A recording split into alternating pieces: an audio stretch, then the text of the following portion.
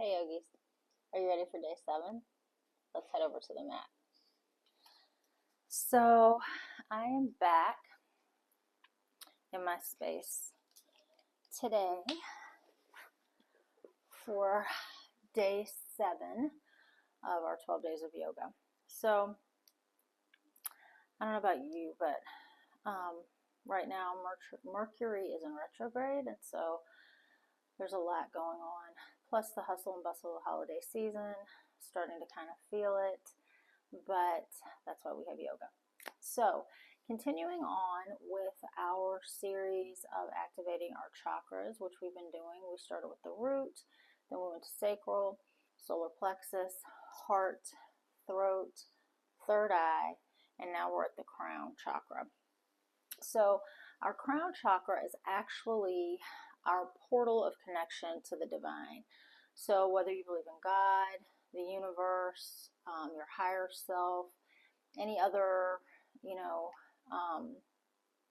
power external to you, this is what we believe the portal of that connectivity is. So that's sometimes where we receive, just divine thoughts, divine feelings of that divine connection in any number of ways.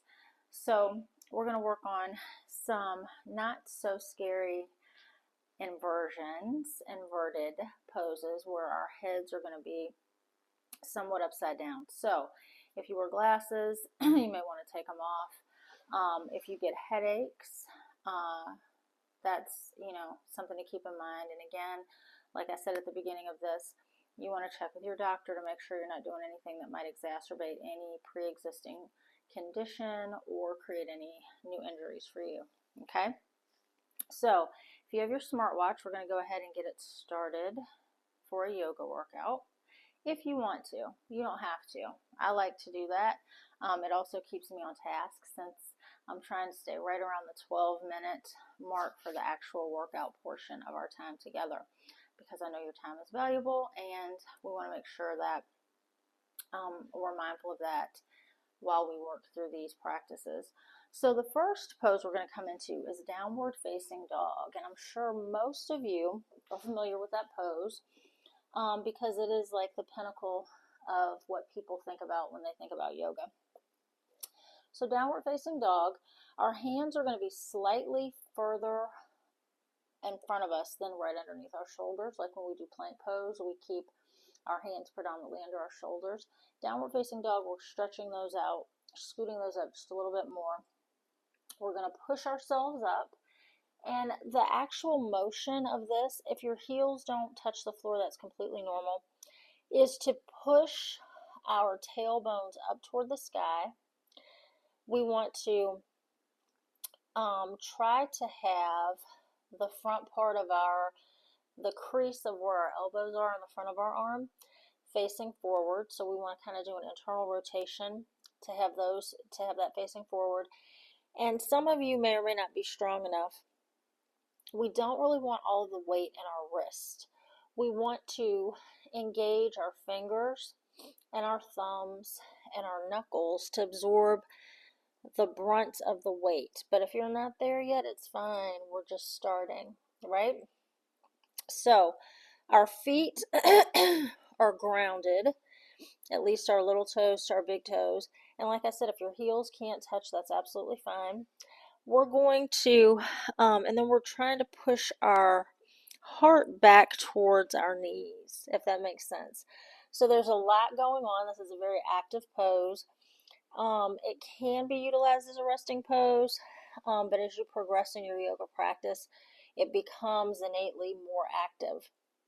So while we're here, we want to make sure we keep breathing in through our nose and out through our nose, but go ahead and just start pedaling your legs a little bit, just to kind of work into them, to get them used to being here. If at any time you feel like you're getting a headache or it's just too much, you can always lower down into child's pose and then pick up with us when you feel a little bit more grounded. So I want you to go ahead and bend your left knee and try to see if you can get your right heel to touch the floor. We're going to stretch out that calf muscle just a little bit.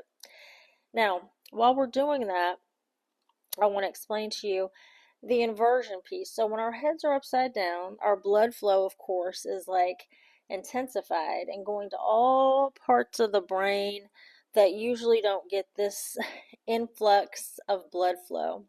And so we're activating our brains and we're also activating that crown chakra. So go ahead and then bend your right knee and see if you can get your left heel down to the floor. And stretch out that left calf nicely. I did not run this morning, so my calves are not tight, which is nice. I just don't run every day. I believe my muscles need recovery, and I've been like that since 2006, so for the last 17 years. So you're going to pedal out just a little bit more, okay?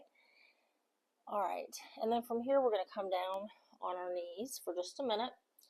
Let you sit back, shake out your wrist. I know when I was first starting yoga and we were spending a lot of time in downward facing dog, that was one thing. My wrist would be somewhat sore. So